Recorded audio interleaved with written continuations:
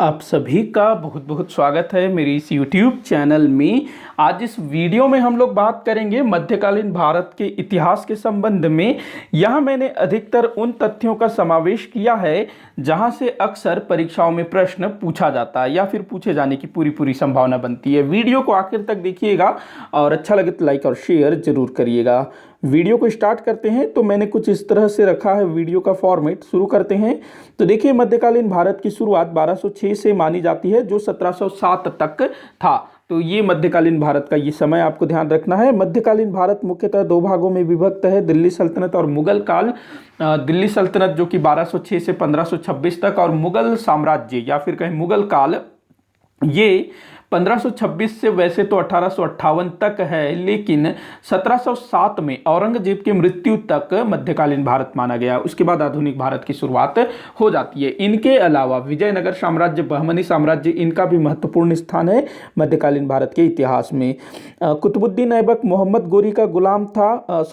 दिल्ली सल्तनत की स्थापना 1206 ईस्वी में कुतुबुद्दीन ऐबक द्वारा की गई थी। कुतुबुद्दीन ऐबक इसने जो है दिल्ली सल्तनत की स्थापना की 1206 में, और इसी के साथ भारत में मध्यकालीन भारत की शुरुआत होती है और इसी के साथ भारत में मुस्लिम साम्राज्य की भी स्थापना हो जाती है। कुतुबुद्दीन ऐबक मोहम्मद गोरी का गुलाम था। भारत में मोहम्मद गोरी के जीते हुए प्रदेशों का शासक कुतुबुद्दीन ऐबक को नियुक्त किया गया था। दिल्ली सल्तनत के अंतर्गत पांच राजवंशों ने शासन किया था, जिनका क्रम आप लोगों को याद रखना है। सबसे पहले गुलाम वंश 1206 से 1290 तक, लगभग इन्होंने 84 वर्ष तक शासन किया। खिलजी वंश 1290 से 1320 तक, इन्होंने 30 वर्ष तक शासन किया। तुगलक वंश 1320 से 1414 तक, सैयद वंश 1414 से 1451 तक, लोदी वंश 1451 से 1526 तक।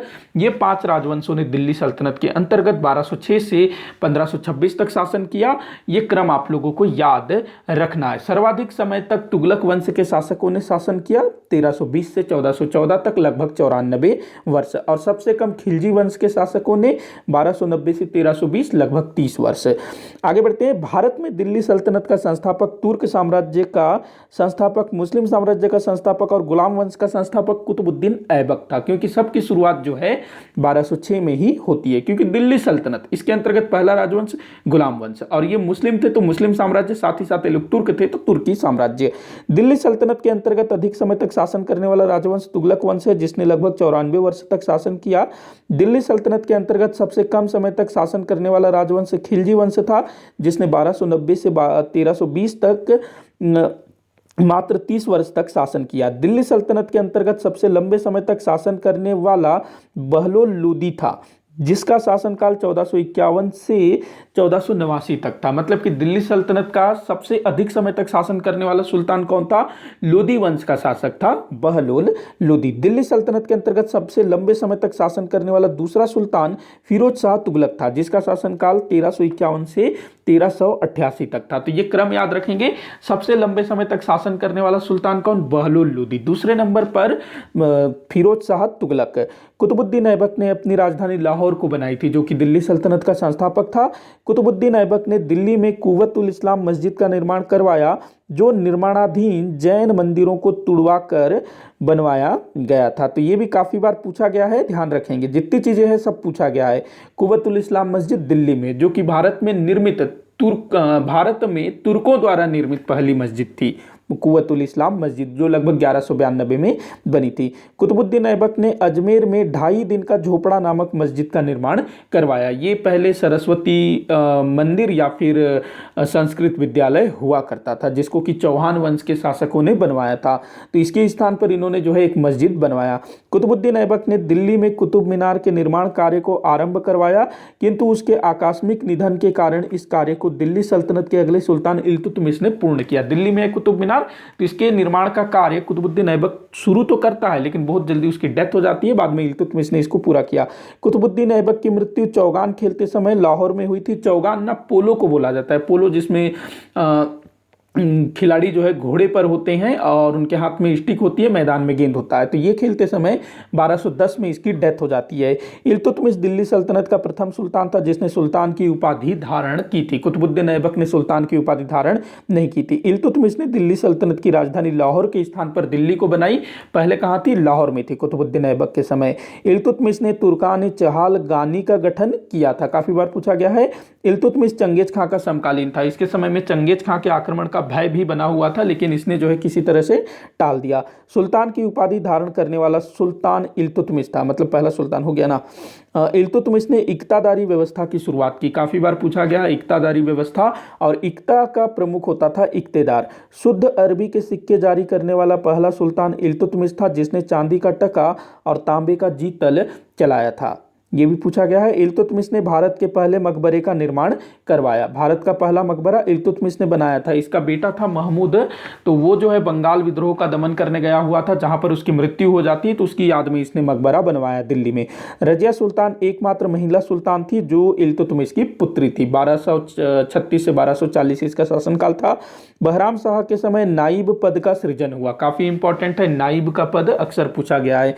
गयासुद्दीन बलबन ने भारत में ईरानी परंपराओं को शुरू किया, जिसके तहत उसने अपने दरबार को ईरानी तरीके से सजाया। जो गयासुद्दीन बलबन था, जातीय श्रेष्ठता में बहुत ज्यादा विश्वास रखता था। बलबन ने अपने पुत्रों का नाम ईरानी शासकों के नाम पर रखा था। इसके बच्चों का नाम था कैकुबाद, कैखुसरो, इस तरह से। बलबन ने सिजदा और पैबोस प्रथा को शुरू किया, जो कि फारसी परंपराओं के अंतर्गत आता था। बलबन ने भारत में नवरोज त्योहार मनाना शुरू किया। नवरोज ना पारसियों का न्यू ईयर, नया साल होता है। सबसे अधिक उम्र में दिल्ली सल्तनत का सुल्तान बनने वाला जलालुद्दीन खिलजी था। जलालुद्दीन खिलजी ने खिलजी वंश की स्थापना की थी, तो ये सबसे अधिक उम्र में सुल्तान बनने वाला सुल्तान। अलाउद्दीन खिलजी ने अपने चाचा जलालुद्दीन खिलजी की हत्या कर सत्ता प्राप्त की थी। धोखे से मार देता है अलाउद्दीन खिलजी अपने चाचा को।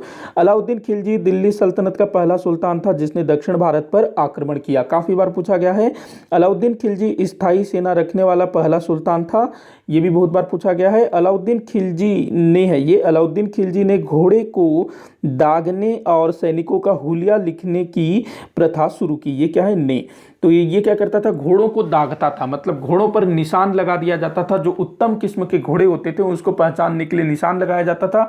और सैनिकों का हुलिया लिखा जाना, मतलब कि सैनिकों की कदकाठी आदि लिखा जाता था। अलाउद्दीन खिलजी ने बाजार नियंत्रण व्यवस्था लागू किया। दरअसल जो अलाउद्दीन खिलजी जिसने स्थायी सेना रखा था, तो इसके पास सैनिकों की संख्या बहुत ज्यादा थी और उन सैनिकों को वेतन कम देना पड़े, इसके लिए इसने क्या किया? बाजार नियंत्रण व्यवस्था लागू की, जिसके तहत इसने दैनिक उपभोग की वस्तुओं का मूल्य निर्धारित कर दिया, जिससे सैनिकों को कम वेतन देने से भी काम चल जाए। मतलब सैनिक भी खुश और अलाउद्दीन खिलजी भी खुश। अलाउद्दीन खिलजी का प्रधान सेनापति एक हिजड़ा मलिक काफूर था, जिसे 1000 दिनार में गुजरात से खरीदा गया था। मलिक काफूर, जिसको 1000 दिनारी भी बोला जाता था। इसी ने पूरा का पूरा दक्षिण भारत का अभियान किया था अलाउद्दीन खिलजी के लिए। कुतुबुद्दीन मुबारक खिलजी ने खुद को ही खलीफा घोषित कर लिया था। देखो, जो खलीफा है मुस्लिम जगत का सबसे बड़ा धर्मगुरु माना जाता था उस समय, और खलीफा से मान्यता प्राप्त कराना एक सुल्तान के लिए बहुत ज़्यादा जरूरी होता था। इल्तुतमिश दिल्ली सल्तनत का पहला सुल्तान था जिसने खलीफा से मान्यता प्राप्त की। जो कुतुबुद्दीन ऐबक था उसको मान्यता प्राप्त नहीं हुई थी, उसको समय ही नहीं मिला था। उसके बाद के सभी सुल्तानों ने खलीफा से मान्यता प्राप्त किया था, लेकिन जो अलाउद्दीन खिलजी था उसने खलीफा की सत्ता को तो स्वीकार किया, लेकिन खलीफा से अपने पद की स्वीकृति लेना आवश्यक नहीं समझा। तो जो क्या कहते हैं, कुतुबुद्दीन मुबारक खिलजी, जो कि अलाउद्दीन खिलजी का उत्तराधिकारी था, इसने खुद को ही खलीफा घोषित कर दिया कि भाई मैं ही खलीफा हूं, अब मेरे से आओ मान्यता लेने, इस टाइप से। गयासुद्दीन तुगलक ने दिल्ली सल्तनत के तीसरे राजवंश तुगलक वंश की स्थापना की। गयासुद्दीन तुगलक प्रथम सुल्तान था जिसने नहर का निर्माण करवाया, काफी बार पूछा गया है। गयासुद्दीन तुगलक के लिए निजामुद्दीन औलिया ने दिल्ली अभी दूर है कहा था, क्योंकि जो गयासुद्दीन तुगलक था उसने निजामुद्दीन औलिया को अपमानित कर दिया था। इसी कारण से शराब दिया कि भाई तुम्हारे लिए दिल्ली दूर है, हुनुस दिल्ली दूर अस्त, मतलब तुम दिल्ली नहीं पहुंच पाओगे। और इसी के पुत्र ने इसकी हत्या कर दी। गयासुद्दीन तुगलक की हत्या उसके ही पुत्र जोना खान ने कर दी। जूना खां या जोना खां, जोना खां या जूना खां दोनों एक ही है। जूना खां मोहम्मद बिन तुगलक के नाम से दिल्ली सल्तनत का सुल्तान बना, जो कि पगला सुल्तान याद है ना आप लोगों को, वही। दिल्ली सल्तनत के सभी सुल्तानों में सबसे पढ़ा लिखा सुल्तान मोहम्मद बिन तुगलक था। मोहम्मद बिन तुगलक को उसकी असफल योजनाओं के कारण पागल सुल्तान कहा जाता था। क्या बोला गया इसको? पागल सुल्तान। अजीब अजीब सी योजनाएं इसने लाई थी। मोहम्मद बिन तुगलक ने, ये ने है माफी चाहूंगा, मोहम्मद बिन तुगलक ने सांकेतिक मुद्रा चलाया था। सांकेतिक मुद्रा जैसे आज के समय में है ना, जो नोट हैं 10 रुपए का हो, 20 रुपए का हो, 50 का हो, 100 का हो, 200 का हो, 500 का हो, 2000 का हो, वो क्या है? सांकेतिक मुद्रा। क्या वास्तव में 2000 के नोट की कीमत 2000 है? नहीं है ना, 3 साढ़े 3 रुपए है, तो वो क्या है? सांकेतिक मुद्रा। तो कुछ इसी तरह के सांकेतिक मुद्रा उसने भी चलाई थी मोहम्मद बिन तुगलक ने, जो कि पूरी तरह से असफल रही। मोहम्मद बिन तुगलक ने अपनी राजधानी दिल्ली से देवगिरी स्थानांतरित किया था और देवगिरी का नाम दौलताबाद रख दिया था। तो ये भी काफी इंपॉर्टेंट है। इसने अपनी पूरी जनता को देवगिरी चलने को कहा, काफी सारे लोग जो है रास्ते में ही मर खप गए और वापस इसने फिर से देवगिरी से दिल्ली राजधानी स्थानांतरित की। तो ये योजना भी असफल रही। मोहम्मद बिन तुगलक ने कृषि में सुधार के लिए एक योजना चलाई जो असफल रहा। देखो, इसने ना कृषि विभाग की स्थापना की और कृषि में सुधार के लिए योजना भी चलाई थी। मोहम्मद बिन तुगलक के समय दिल्ली सल्तनत सर्वाधिक विस्तृत था, मतलब कि इसके समय में दिल्ली सल्तनत का जो साम्राज्य है वो सबसे ज्यादा विस्तृत था। मोहम्मद बिन तुगलक के शासनकाल में विदेशी यात्री इब्न बतूता भारत की यात्रा पर आया था, जिसने रेहला नामक ग्रंथ की रचना की। मोहम्मद बिन तुगलक के शासनकाल में 1336 ईस्वी में विजयनगर साम्राज्य की स्थापना हुई और 1347 में बहमनी साम्राज्य की स्थापना हुई दक्षिण भारत में। फिरोज शाह तुगलक ने पहुंच नहीं है, ये 5 है। फिरोज शाह तुगलक ने 5 नगरों की स्थापना की। कितने नगरों की स्थापना की? 5 नगरों की स्थापना की थी। जौनपुर, फिरोजपुर, फतेहाबाद, फिरोजाबाद और हिसार। याद रखेंगे, जौनपुर, फिरोजपुर, फतेहाबाद, फिरोजाबाद और हिसार। फिरोज शाह तुगलक सर्वाधिक दास प्रिय सुल्तान था, जिसने दीवान ए बंदगान नामक विभाग की स्थापना की थी। ये सर्वाधिक दास प्रिय सुल्तान था। फिरोज शाह तुगलक ने ब्राह्मणों से भी जजिया कर लिया और ऐसा करने वाला वह पहला सुल्तान था। इससे पहले किसी भी सुल्तान ने ब्राह्मणों से जजिया कर नहीं लिया था। जजिया कर जो कि गैर मुसलमानों से लिया जाता था। फिरोज शाह तुगलक ने अपनी आत्मकथा लिखी। इसने अपनी आत्मकथा लिखी जिसका नाम था फुतुहात ए फिरोज शाही, फारसी भाषा में लिखी गई थी। फिरोज शाह तुगलक ने अपने शासनकाल में सैनिकों के पद को वंशानुगत कर दिया, जिसे एलची प्रथा कहा गया। तुगलक वंश के सुल्तान नासिरुद्दीन महमूद शाह के समय 1398 में तैमूर लंग का आक्रमण हुआ। काफी इंपॉर्टेंट है, तैमूर लंग का आक्रमण किस सुल्तान के समय हुआ? अक्सर पूछा जाता है। तो नासिरुद्दीन महमूद के समय, नासिरुद्दीन महमूद शाह के समय 1398 में जौनपुर में सरकी वंश की स्थापना हुई। ये भी काफी बार पूछा गया है, मैंने अपने कम्युनिटी टैब में भी क्वेश्चन किया था। सैयद वंश के संस्थापक खिज्र खां सुल्तान की उपाधि धारण नहीं की थी। सैयद वंश जो कि दिल्ली सल्तनत का चौथा राजवंश था और इसका जो संस्थापक था खिज्र खां, उसने सुल्तान की उपाधि धारण नहीं की थी। दिल्ली सल्तनत के 2 शासक, एक तो कुतुबुद्दीन ऐबक और दूसरा खिज्र खां, इन दोनों ने सुल्तान की उपाधि धारण नहीं की थी। खिज्र खां की मृत्यु पर दिल्ली की जनता काले वस्त्र पहनकर शोक मनाया था। सिकंदर लोदी ने 1504 में आगरा नगर की स्थापना की और आगरा को दिल्ली सल्तनत की राजधानी बनाई। काफी बार पूछा गया है। इब्राहिम लोदी दिल्ली सल्तनत का अंतिम सुल्तान साबित हुआ, सिकंदर लोदी का बेटा था। 1526 में मुगल शासक बाबर ने दिल्ली पर आक्रमण किया। पानीपत के युद्ध में इब्राहिम लोदी मारा गया। 1526 में बाबर का आक्रमण, प्रथम पानीपत का युद्ध। 1556 में पानीपत के प्रथम युद्ध के पश्चात भारत में मुगल साम्राज्य की स्थापना हुई। बहुत बार पूछा गया है। मुगल साम्राज्य का संस्थापक बाबर था। बाबर ने भारत में 4 युद्ध लड़े थे, 4 प्रमुख युद्ध। पानीपत का प्रथम युद्ध 1526 में, जिसमें पहली बार भारत में तोप खाने का प्रयोग किया गया और इस युद्ध में इब्राहिम लोदी हार गया और युद्ध क्षेत्र में ही मारा गया। इब्राहिम लोदी मध्यकालीन भारत का एकमात्र ऐसा शासक था जो कि युद्ध क्षेत्र में मारा गया, ये भी ध्यान रखना। खानवा का युद्ध 1527 में राणा सांगा के विरुद्ध हुआ था, जिसमें राणा सांगा हार गया। चंदेरी का युद्ध जो कि 1528 में हुआ, राजपूत सरदार मेदिनी राय के विरुद्ध। घाघरा का युद्ध 1529 में अफगानों के विरुद्ध।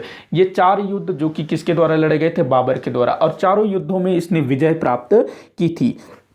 1530 में बाबर की मृत्यु हो गई। उसे आगरा के आराम बाग में दफनाया गया, बाद में उसकी अस्थियों को काबुल ले जाया गया। तो इसको पहले कहाँ पर दफनाया गया था?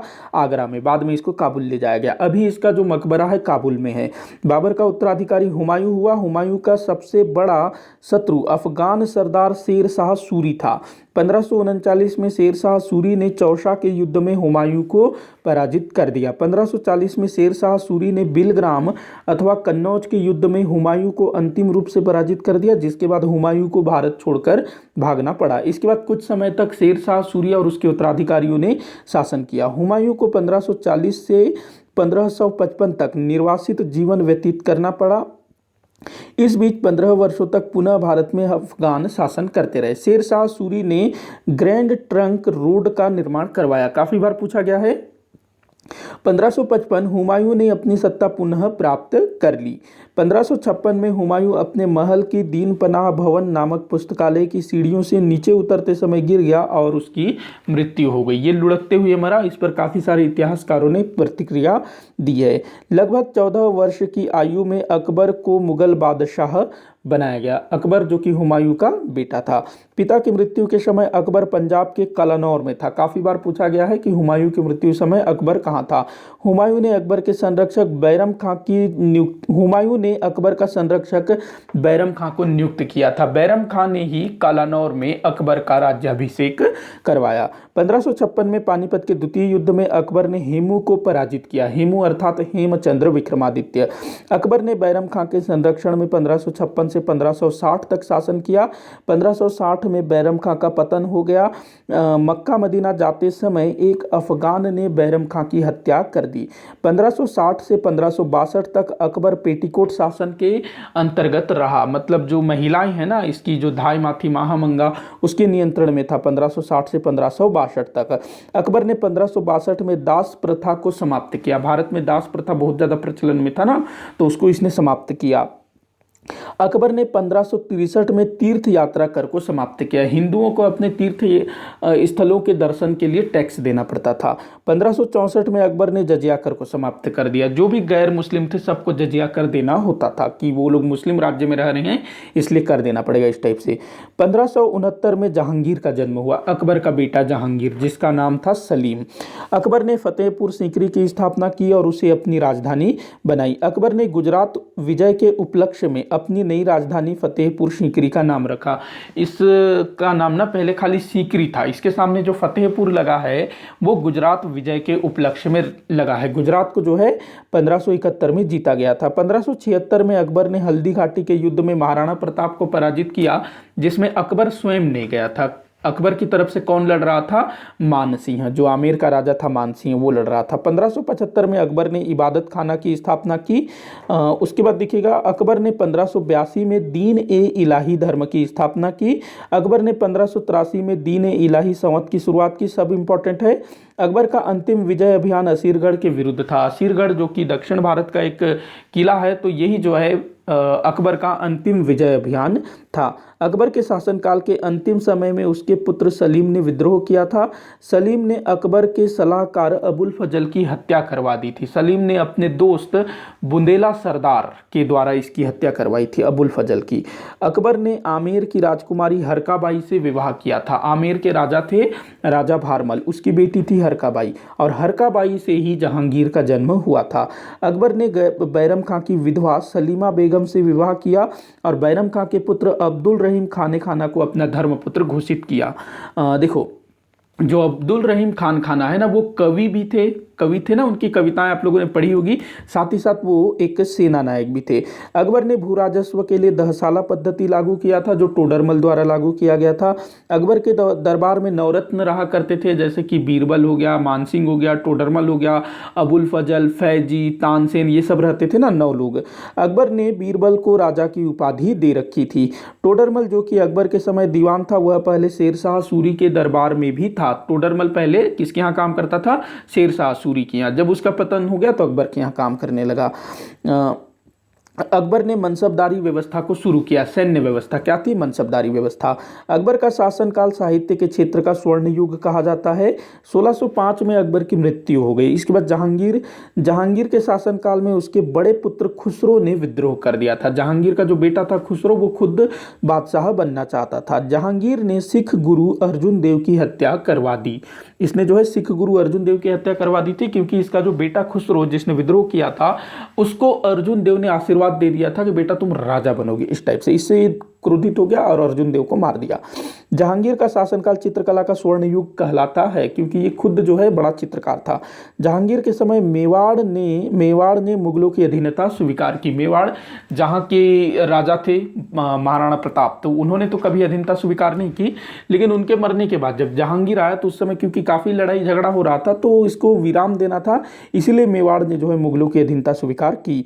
जहांगीर के शासनकाल में शहजादा खुर्रम ने अहमदनगर पर सफलता प्राप्त की। ये जो खुर्रम है आगे चल करके शाहजहां के नाम पर बादशाह बनेगा। जहांगीर ने 1612 में नूरजहां से विवाह किया। नूरजहां ने नूरजहां गुट का निर्माण किया, जिसे जुंटा गुट भी कहा जाता है। नूरजहां ये जो है ना जहांगीर पर नियंत्रण रखती थी। नूरजहां गुट में नूरजहां के पिता एतमादुद्दौला, माता अस्मत बेगम, भाई आसफ खां और शहजादा खुर्रम शामिल थे। जहांगीर के शासनकाल में 1608 में कैप्टन हॉकिंस और 1615 में टॉमस रो आया था। ये लोग अंग्रेज थे और व्यापार के सिलसिले में यहाँ पर आए थे। जहांगीर की माता हरकाबाई राजपूत स्त्री थी, जो आमेर की रानी थी ना, आमेर की राजकुमारी। शाहजहां की माता जोधपुर के मोटा राजा की बेटी जगत गोसाई थी। जो खुर्रम था ना, खुर्रम, उसकी माँ कौन थी? मेवाड़ जोधपुर के मोटा राजा की बेटी थी जगत गोसाई। शाहजहां ने नूरजहां के भाई आशफ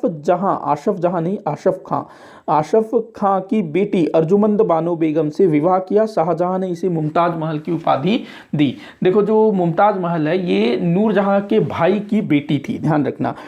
शाहजहां ने अपनी बेगम की याद में ताजमहल का निर्माण करवाया आगरा में। ताजमहल का मुख्य वास्तुकार उस्ताद अहमद लाहौरी था।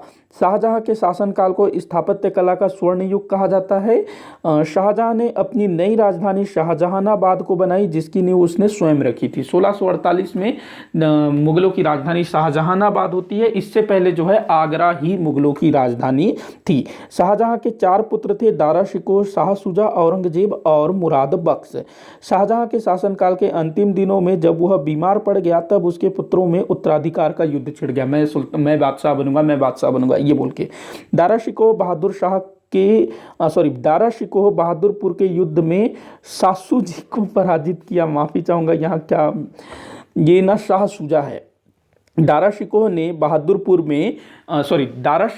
बहादुरपुर के युद्ध में शाह शुजा को पराजित किया। शाह शुजा जो कि बंगाल का सूबेदार था, शाहजहां का बेटा। उसके बाद देखिएगा, धर्मत के युद्ध में औरंगजेब ने दारा शिकोह को पराजित किया। सामूगढ़ के युद्ध में औरंगजेब ने पुनः दारा शिकोह को पराजित किया। दारा शिकोह जो है औरंगजेब से 3 बार हारा था। एक तो धर्मत, फिर सामूगढ़, उसके बाद देवराई के युद्ध में औरंगजेब ने अंतिम रूप से दारा शिकोह को पराजित कर दिया और बाद में उसकी हत्या करवा दी। ये पूछा जाता है किस युद्ध में कौन सा राजकुमार पराजित हुआ था। सबसे पहले धर्मत में, देखो धर्मत में औरंगजेब ने दारा शिकोह को पराजित किया। सामूगढ़ में फिर से औरंगजेब ने दारा शिकोह को पराजित किया और देवराई में अंतिम रूप से औरंगजेब ने दारा शिकोह को पराजित किया। और जो औरंगजेब था उसने सामूगढ़ के युद्ध के बाद ना अपने भाई, छोटा भाई, वो जिसका नाम था मुराद बख्श, उसकी हत्या करवा दी और खुद जो है बादशाह बन जाता है सामूगढ़ के युद्ध के बाद। इस तरह औरंगजेब ने अपने भाइयों की हत्या कर खुद बादशाह बन गया। औरंगजेब ने अपने पिता शाहजहां को आगरा के किले में नजरबंद करवा दिया। 1666 में शाहजहां की मृत्यु हो गई, उसे आगरा के ताजमहल में दफनाया गया। औरंगजेब ने औरंगाबाद नामक नगर की स्थापना की दक्षिण में। औरंगजेब ने राजपूतों के साथ दुर्व्यवहार किया, बनी बनाई रिश्तों को खराब किया। फिर भी औरंगजेब के समय सर्वाधिक राजपूत मनसबदार थे। इसके समय राजपूतों के साथ ना संबंध बिगड़ने लगे। इसके बावजूद भी इसी के समय में सबसे ज्यादा राजपूत मनसबदार थे। ये भी काफी बार पूछा गया है। औरंगजेब ने पुनः 1979 में जजिया कर लगा दिया। औरंगजेब ने अकबर ने 1564 में हटाया था ना, तो 115 साल बाद इसने जो है फिर से जजिया कर को हट लगा दिया। अकबर ने हटाया था और औरंगजेब ने फिर से लगाया। अकबर द्वारा शुरू किए गए झरोखा दर्शन और नवरोज को समाप्त कर दिया। नवरोज किसने शुरू किया था भाई? बलबन ने शुरू किया था, तो उसको जो है इसने फिर से इसने हटा दिया। बलबन ने शुरू किया था, जिसको मुगल भी फॉलो किया करते थे, लेकिन जो औरंगजेब था उसको पसंद नहीं आया, हटा दिया। औरंगजेब कट्टर सुन्नी मुसलमान था, उसे जिंदा पीर भी कहा जाता था। औरंगजेब ने 1686 में बीजापुर का विलय मुगल साम्राज्य में किया, जो कि दक्षिण का एक शक्तिशाली राज्य हुआ करता था किसी जमाने में। औरंगजेब ने 1687 में गोलकुंडा का विलय मुगल साम्राज्य में किया। औरंगजेब के समय मारवाड़ के राजपूत शासक अजित सिंह ने विद्रोह किया। देखो, मारवाड़ के शासक थे महाराजा जसवंत सिंह, जो कि औरंगजेब के बहुत ज़्यादा विश्वास पात्र थे, और इनकी डेथ हो जाती है उसके बाद। मतलब जो मारवाड़ के शासक महाराजा जसवंत सिंह की जब डेथ हो जाती है, तो उसके बाद औरंगजेब जो है मारवाड़ को हड़पने की कोशिश करता है, जिस कारण वहाँ के जो दूसरे शासक होते हैं वो फिर विद्रोह कर देते हैं। औरंगजेब की नीतियों से परेशान होकर जाट विद्रोह हुआ, जाटों ने भी विद्रोह किया। औरत की जीवनी, माफ़ी चाहूँगा, ये क्या लिखा गया है, माफ़ी चाहूँगा, ये औरंगजेब है। औरंगजेब सिख गुरु तेंग बहादुर सिंह की हत्या कर दी, जिस कारण सिखों ने विद्रोह कर दिया। तो औरंगजेब ने जो है गुरु तेंग बहादुर जी की हत्या करवा दी। ये क्या है? और अच्छा, औरंगजेब ने 10वें गुरु गोविंद सिंह के साथ 10वें गुरु गोविंद सिंह के साथ भी औरंगजेब का संघर्ष हुआ। तो देखो, जो औरंगजेब था उसने पहले तो भाई गुरु तेंग बहादुर जी की हत्या करवा दी, बाद में गुरु गोविंद सिंह जी के साथ भी लंबा संघर्ष चला, और गुरु गोविंद सिंह जी के 4 बच्चों को इसने मरवा दिया। औरंगजेब और शिवाजी के मध्य भी संघर्ष हुआ। औरंगजेब और शिवाजी, छत्रपति शिवाजी महाराज। 1664 में राजा जयसिंह और शिवाजी के मध्य पुरंदर की संधि हुई।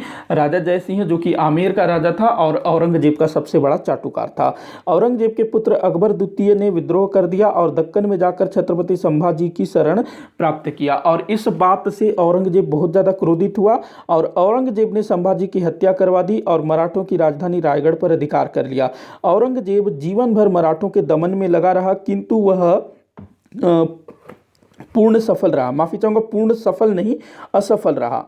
औरंगजेब जो है जीवन भर मराठों के पीछे पड़ा रहा। छत्रपति शिवाजी महाराज को अपना गुलाम बनाना चाहता था, संभाजी महाराज को अपना गुलाम बनाना चाहता था, राजा राम महाराजा को अपना गुलाम बनाना चाहता था, लेकिन बिल्कुल भी इसको सफलता नहीं मिली, पूरी तरह से असफल रहा। इसको जो है मराठों के मामले में पूरी तरह से असफल रहा, मराठों को जीत ही नहीं सका। 1707 में दक्षिण में ही औरंगजेब की मृत्यु हो गई। इसके साथ जो है भारत में मध्यकालीन युग का समापन हो जाता है और आधुनिक भारत की शुरुआत होती है। इसी के साथ हमारा ये वीडियो भी यहीं पर समाप्त होता है।